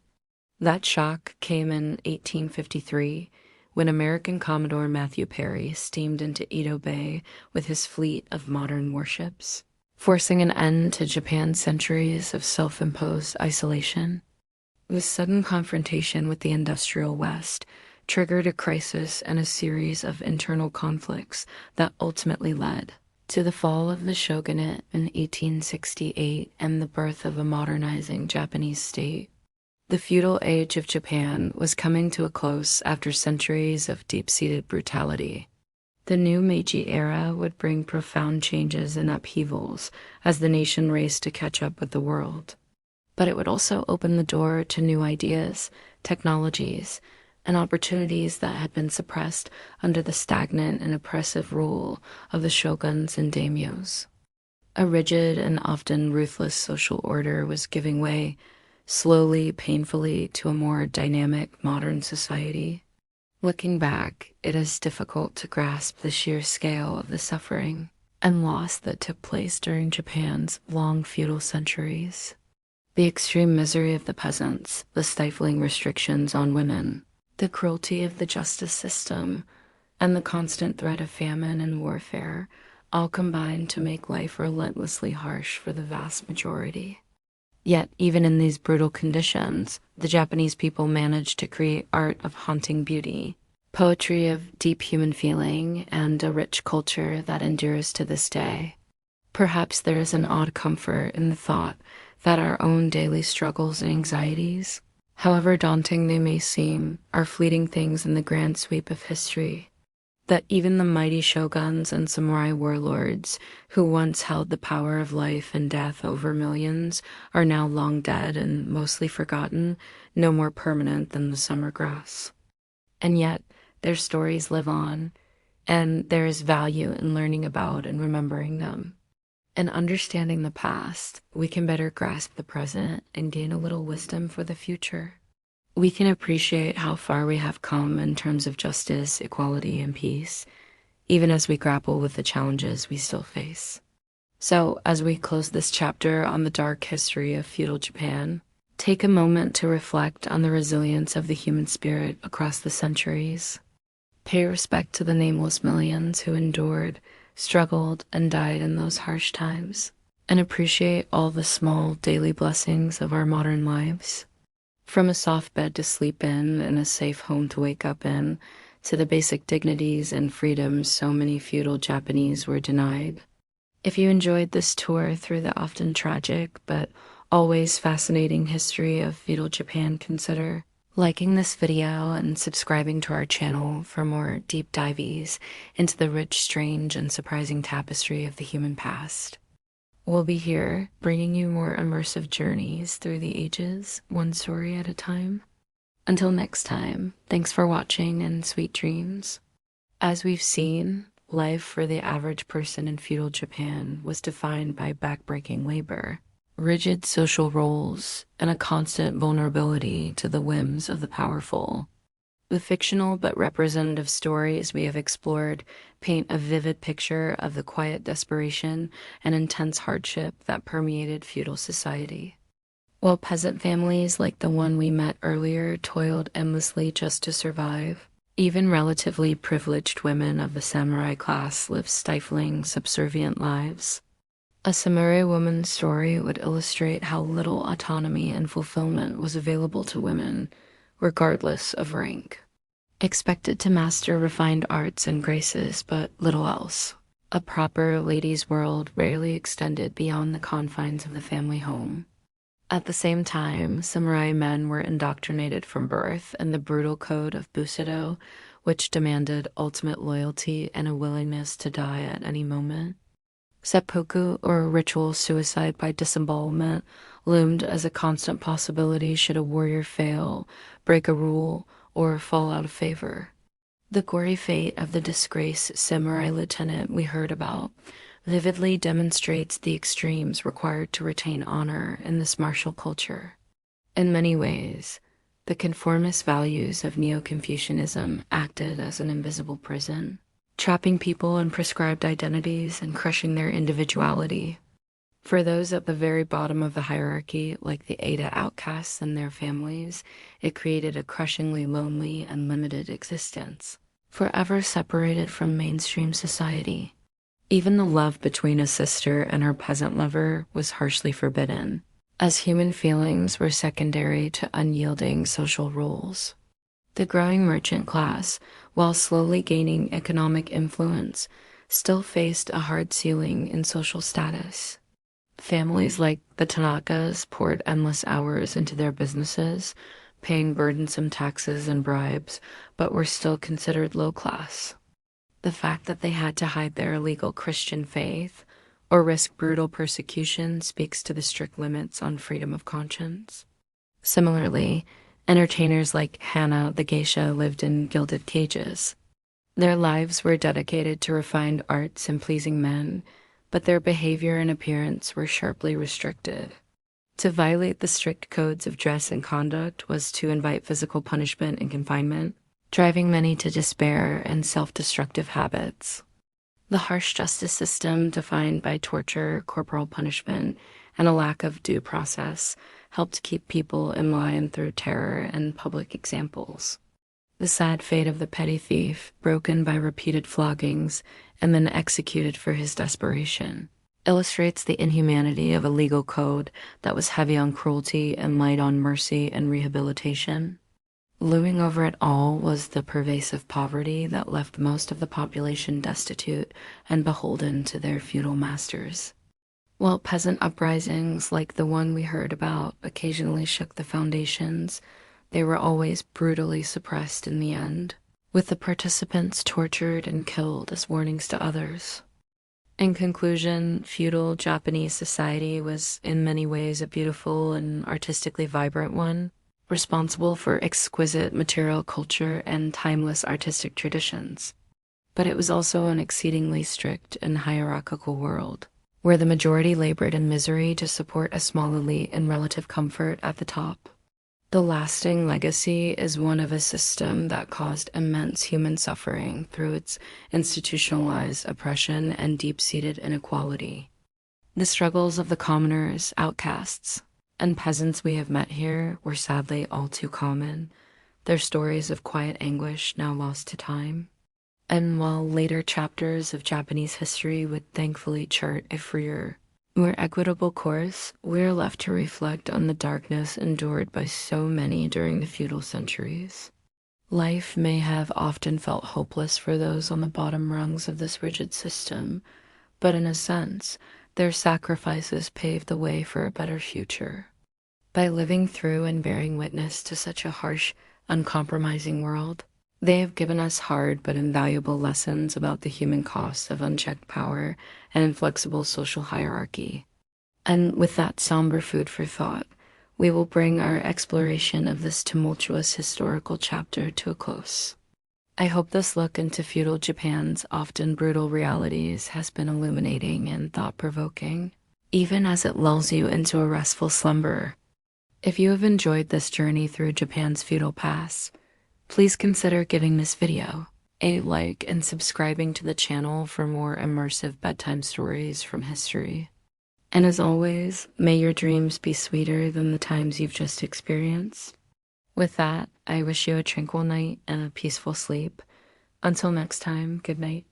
After centuries of strict codes, rigid hierarchy, and institutionalized inequality, the feudal system that had long held Japan in its iron grip finally began to crack and fracture in the 19th century.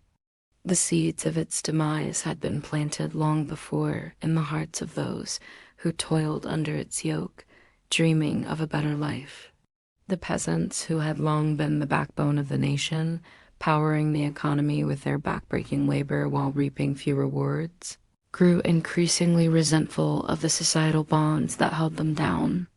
Though revolts like the one brutally crushed in the 1780s had been quickly suppressed, the spirit of discontent could not be so easily extinguished. It simmered beneath the surface, biding its time. The samurai class also faced an existential threat as the centuries went on. These fierce warriors, whose very identity was tied to their military might and code of honor, found their way of life becoming obsolete in an era of increasing peace and stability. Many samurai fell on hard times, becoming ronin, masterless samurai, as the need for their military skills diminished. The same power structure that had once elevated them now left them adrift. Even the daimyo, the great lords who ruled over feudal domains, were not immune to the winds of change. Weakened by centuries of infighting, political maneuvering, and excessive taxation of their subjects, many found their power and influence waning. The political and economic landscape was shifting beneath their feet, and try as they might to cling to the old ways, the tide of history could not be held back forever. But perhaps the greatest catalyst for change came from beyond Japan's shores. For centuries, the nation had carefully isolated itself from the outside world, maintaining only limited contact through a few strictly controlled ports. This policy of Sakoku, or closed country, had allowed Japan to develop its unique culture and society in relative seclusion. But by the mid-19th century, the outside world could no longer be ignored. The arrival of Commodore Matthew Perry and his fleet of American ships in 1853 sent shockwaves through Japanese society.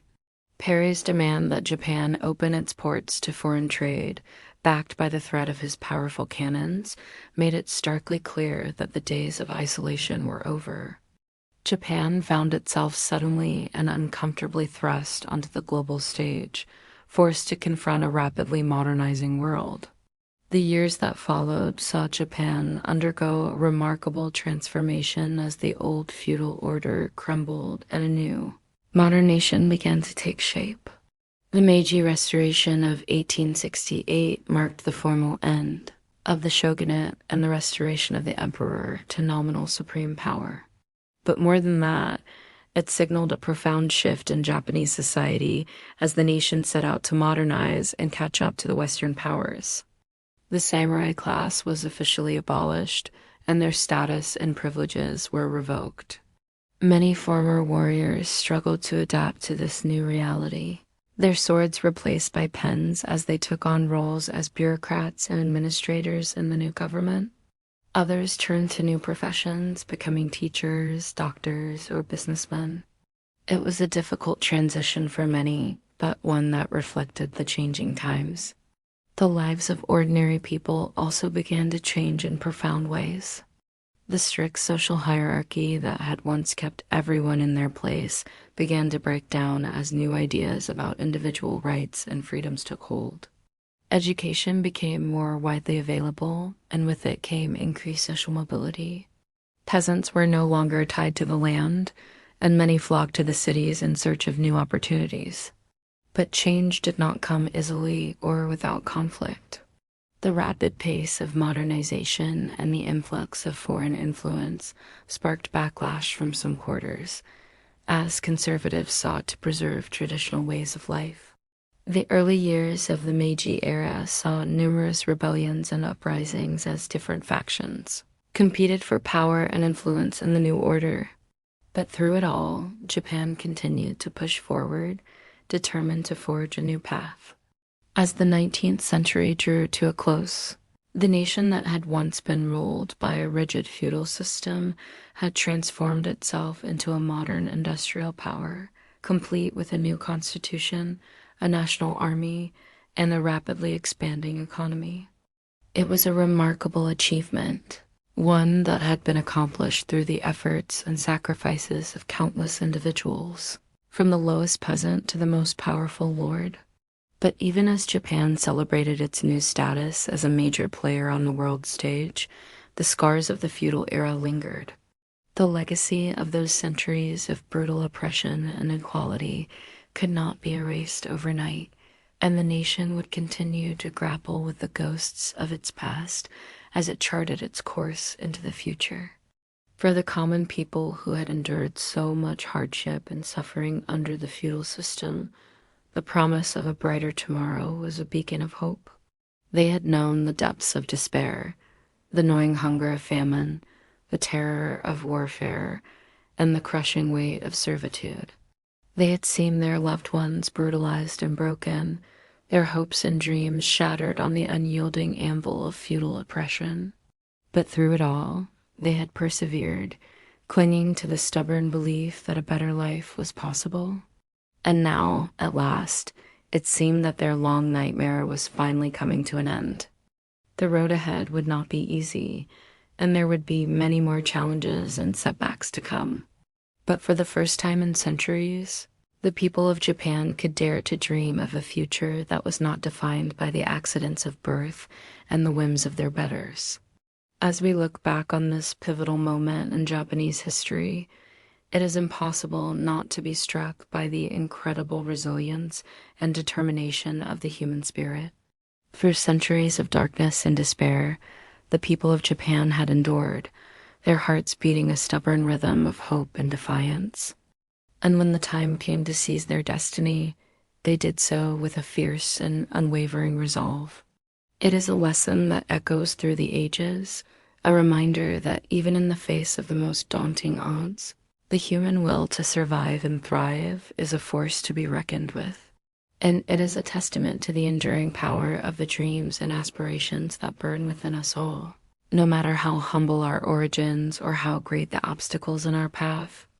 So let us remember the struggles and sacrifices of those who came before, the countless lives that were spent in the long and bitter struggle for freedom and dignity. And let us honor their memory by always striving to build a world where every person, no matter their station or circumstance, has the chance to live a life with purpose and meaning. As we come to the end of our journey through the dark and turbulent world of feudal Japan, I invite you to take a moment to reflect on all that we have witnessed together. The tales of suffering and sorrow, of courage and resilience, of hope and transformation. These are the stories that make us human, the threads that bind us together across the centuries. And as you drift off to sleep, perhaps you will dream of a different time and place. A world where the chains of oppression have been cast off and the human spirit is free to soar. A world where every person has the chance to write their own story, to shape their own destiny. A world where the brutality of the past has given way to the promise of a brighter tomorrow. May your dreams be filled with hope and wonder, and may you wake to a world where the lessons of history have been learned and the promise of a better future is within our grasp. Thank you for joining me on this journey through the history of Japan's feudal era. And if you found these tales of history and humanity as captivating as I have, I invite you to like this video and subscribe to the channel so that we may embark on many more adventures together through the fascinating and endlessly intriguing twists and turns of our shared past. Until then, I wish you a restful sleep and a bright tomorrow. Life for the common people during feudal Japan was marked by unrelenting hardship, oppression, and a rigid social order that offered little hope for a better future. The vast majority toiled in grinding poverty, forever at the mercy of the whims of their local lords and samurai. Even for those slightly higher up the social ladder, like skilled artisans and merchants, life was far from easy. The Tanaka family, who we met earlier, ran a modest kimono shop in the bustling capital of Edo. While their business gave them a somewhat more comfortable life than the peasants in the fields, they still faced many daily struggles and restrictions. Long work hours were a fact of life for the Tanakas. From sunrise until late into the night, the entire family was involved in the intricate process of making kimonos. From cutting the fine silks to stitching the garments to dyeing them in vivid colors and patterns, the shop was their whole world, and they rarely had a moment's rest. In addition to their constant labor, the family had to deal with a heavy tax burden that ate into their modest profits. The local daimyo expected his share, as did the various officials and inspectors who could make life difficult if they weren't paid off. Bribes and kickbacks were just a part of doing business. But what truly kept the Tanakas awake at night was the fear that their secret Christian faith would be discovered. Christianity had been outlawed for over a century, with the Tokugawa shogunate brutally suppressing the foreign religion and forcing its followers underground. Discovery meant arrest, torture, and even execution. So the family kept their beliefs carefully hidden, not even daring to keep Christian symbols or texts in the house. They prayed in silence and attended secret meetings with other believers under the guise of social calls. It was a heavy emotional burden to always be on guard and never feel they could truly be themselves. This was one of the great cruelties of the feudal system, that even the human spirit and freedom of conscience were not spared the weight of oppression. The Tanaka-Sa's story illustrates how even those who found a measure of economic security could not escape the authoritarian social order that demanded strict obedience and conformity.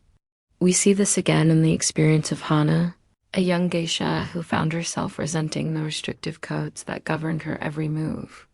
As an entertainer, Hana's role was to be pleasing and alluring to her male clients, but never to engage in actual romance or intimacy. When she slipped up and returned a client's flirtatious advances, she was harshly beaten as punishment. Even Hana's choice of dress was not her own. The vivid colors and luxurious fabrics of a geisha's kimono were all part of the fantasy she was meant to create, but certain shades were forbidden to her, reserved only for higher-ranking geisha. When Hana dared to wear a purple kimono that she liked, she was placed under house arrest for her transgression. Hana coped with the crushing pressure and lack of control the only way she could, by drowning her sorrows in sake. But even this small act of rebellion had to be carefully hidden. A geisha was supposed to be poised and in control at all times, not a slave to drink and vice. So Hana suffered her private misery in silence. The strict moral codes of the day made life a joyless struggle for many. Public displays of affection were considered shameful, as were frivolous pastimes like dancing and theater. Laughter and leisure were luxuries reserved only for the samurai class, and even then, they were to be enjoyed in moderation. Austerity and restraint were the order of the day. These rigid standards were enforced through a system of justice that was swift and severe. The accused were presumed guilty until proven innocent, if they were given a chance to prove their innocence at all. Torture was commonly used to extract confessions, often leading to false admissions of guilt. Punishments were brutal and designed to inflict maximum suffering. Flogging with wooden paddles or iron rods was a common sentence for minor offenses, leaving the victim bloody and broken. Exile was another fate that awaited those who broke the law, cast out from their homes and families to fend for themselves in the wilderness. But perhaps the cruelest fate was reserved for those at the very bottom of the social order, the Edo class of outcasts. Considered subhuman and unclean, the Edo were shunned by mainstream society and confined to their own squalid ghettos on the edges of towns. We met one Edo man who was born into this life of exclusion and stigma. Though he and his family worked essential jobs like butchering animals and tanning hides, they were still looked upon with disgust and contempt. They were forbidden from marrying outside their class or even wearing the same clothing as commoners. When his sister dared to fall in love with a peasant boy, their innocent romance was met with swift and harsh condemnation. Such a breach of the social order could not be tolerated. They were both threatened with death if they did not break off their relationship at once. For the Ada and other outcasts, life was a constant reminder of their degraded status. They were not even afforded the basic dignity of being regarded as fully human. Their oppression was total and inescapable, enshrined in a rigid caste system that allowed for no social mobility. This was the overarching tragedy of feudal Japan, that the vast majority of people were trapped in a suffocating hierarchy that determined their lot in life from birth to death. It was a system built on exploitation, cruelty, and the ruthless suppression of the human spirit. Even the arts and culture of the age reflected these bleak realities. The literary forms popular among the elites were often dark and cynical, dwelling on the fleeting nature of life and the inevitability of suffering. The great haiku masters wrote of existential despair, while the playwrights staged dramas full of betrayal, vengeance, and death. There was little room for hope or optimism in this grim worldview. The people of feudal Japan endured lives of unrelenting hardship simply because they had no other choice. They were born into a system that demanded their submission and offered no path to a better future. But even in the darkest of times, the human spirit finds ways to resist. We see this in the small acts of defiance and self-assertion carried out by people like Hana and the star-crossed Edda lovers. They may have been ground down by the weight of their society, but they still found tiny ways to assert their humanity. And in the larger scope of history, we know that change was coming. The feudal system, for all its seeming permanence, was not to last. The seeds of its undoing were already being sown in the form of economic shifts, social upheaval, and new ways of thinking that would eventually break the centuries-old order, but those are stories for another day. For now, we leave feudal Japan as we found it, a harsh and unforgiving world where life was brief and often brutal. It is a sobering reminder of the cruelty that humans can inflict upon one another when greed and authoritarianism are the guiding forces of society. And yet, it is also a testament to the resilience of the human spirit that people could endure such bleak conditions and still find small ways to love, to laugh, to create art, and to find meaning. This is the inextinguishable spark of hope that carries us through even the darkest of times. As this final chapter comes to a close, we invite you to take a moment to reflect on the incredible hardships and challenges that the people of feudal Japan faced every day. Their struggles may be distant from us in time and place, but their experiences speak to universal truths about the human condition and the indomitable will to survive and resist in the face of oppression. If you found these stories and insights compelling, we encourage you to like and subscribe to our channel. There are so many more fascinating journeys into the past waiting to be explored, and we would be honored to have you along for the ride. Until next time, this is your guide through the history of Japan, wishing you a restful night's sleep filled with dreams of a brighter tomorrow. For though the feudal era may have been a time of great darkness, we can take comfort in knowing that the dawn of a new age was just over the horizon. So let us all strive in our own lives to learn from the mistakes of the past, to fight for justice and equality, and to cherish the freedoms that were so cruelly denied to our ancestors. If we can do that, then perhaps their suffering will not have been in vain, and we can begin to build a world where the light of human dignity shines for all. Good night, and thank you for joining us on this journey into the shadows of history. May your dreams be filled with the hopes of a better, more just world. As we have seen, the life of a peasant in feudal Japan was one of unrelenting hardship and toil. From sunrise to sunset, they labored in the fields, eking out a meager existence at the mercy of their local lords. Even the slightest misstep or misfortune could spell disaster. Take the story of young Jiro, a fictional but all too representative farmer's son in the early 1700s. From the time he could walk, Jiro was put to work feeding livestock, hauling water, and repairing tools. Playtime was a rare luxury. His childhood was spent in service to the unending demands of the rice paddies. As Jiro grew into his teenage years, his responsibilities only increased. With his aging father struggling to keep up, more and more fell on Jiro's shoulders. Long days bent over in the muddy fields left him with an aching back and weathered hands that made him look older than he was. A quarter of the rice they grew went to the daimyo's tax, leaving precious little to fill their bellies. When Jiro was 16, his life took a dramatic turn. A minor argument with a higher-ranking villager ended with Jiro knocked to the ground, his face pushed into the dirt.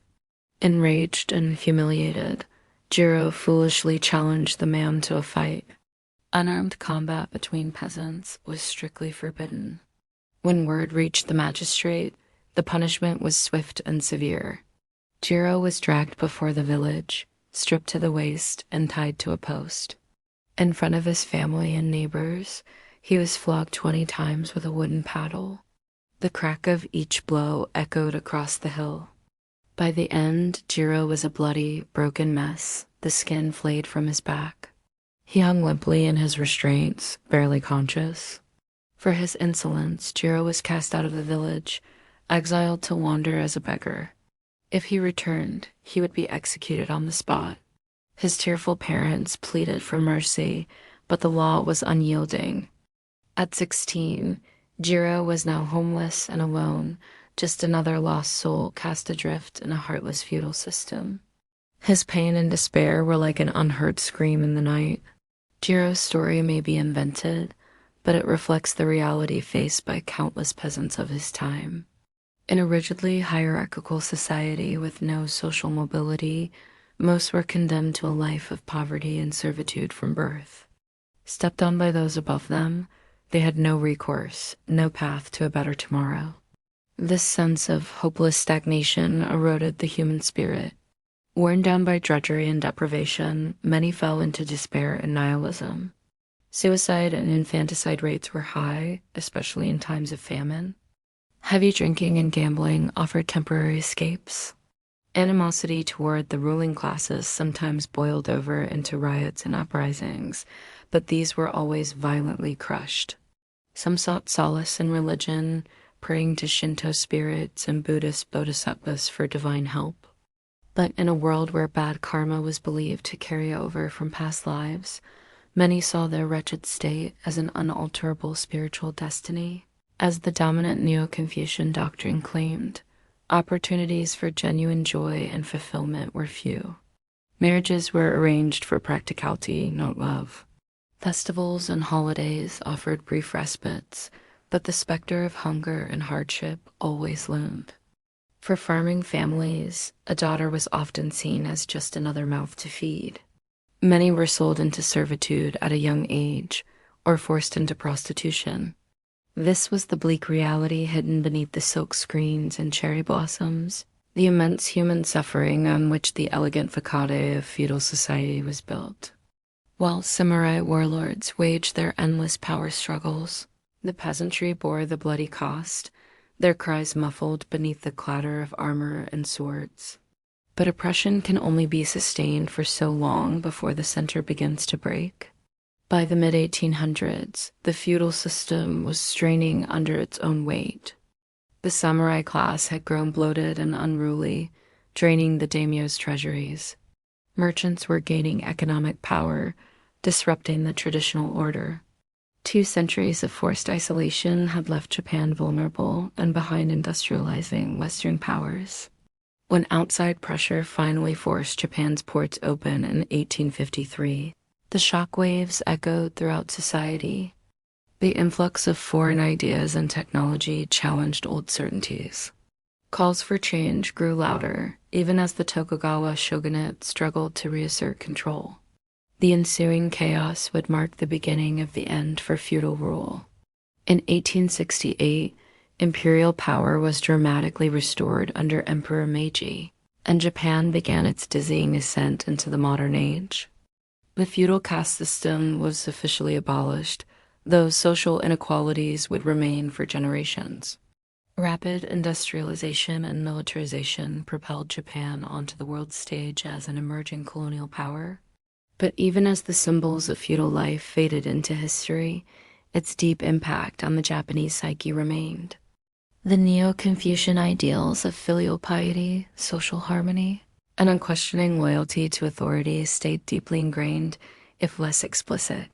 The concept of knowing one's place still had a powerful influence on the culture. In many ways, the story of feudal Japan is one of extraordinary resilience in the face of relentless adversity. Through centuries of war, famine, and oppression, Japan's people found ways to preserve their unique culture and identity. From the exquisite art of the floating world to the austere rituals of the tea ceremony, beauty and meaning were painstakingly created from the darkest of circumstances. But we shouldn't romanticize this brutal chapter of history. The human cost was immense, and the scars run deep. Feudal Japan was a society built on a foundation of exploitation and suffering, where the strong ruled with impunity and the weak endured what they had to. It's a solemn reminder of the cruelty we are capable of inflicting on one another. So let us remember the forgotten lives crushed beneath the wheel of feudal oppression, the humble peasants, the shunned outcasts, the powerless women and children.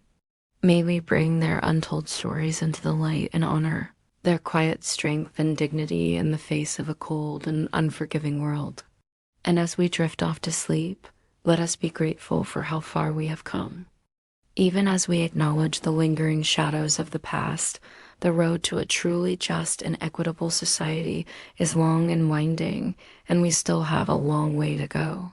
But by learning from the hard lessons of history, we can continue to strive for a future where everyone has the chance to live with freedom and dignity. This brings us to the end of our journey through the dark history of feudal Japan. If you found this exploration meaningful, consider giving this video a like and subscribing to the channel for more deep dives into the hidden corners of history. We will be here, keeping the flame of remembrance alive, one story at a time. Until next time, thanks for watching and sweet dreams.